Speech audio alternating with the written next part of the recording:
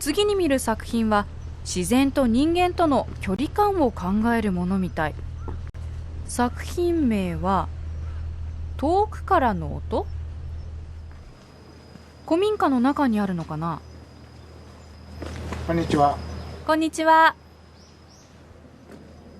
お邪魔します。わあ、真っ暗。でもよく見たら何か光ってる。あ、音も鳴った。うわー、ホタルみたい。鳴ってる鳴ってる。近寄ってみよう。あれ？静かになっちゃった。なんか隠れてるみたい。そういう仕掛けなのかな。あ、離れたらまた光った。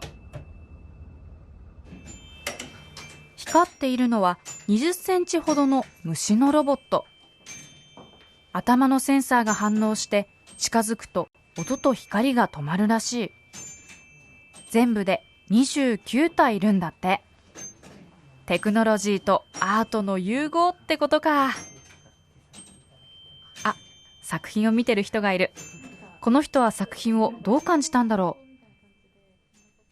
あちかちかこうなってる感じがすごいなんかねこう囲まれてて、ほんまちょっと空間がずっといてたい感じ。わかるな。ありがとうございました。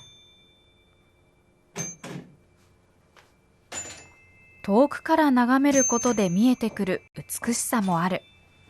自然との距離感ってやっぱり繊細なんだな。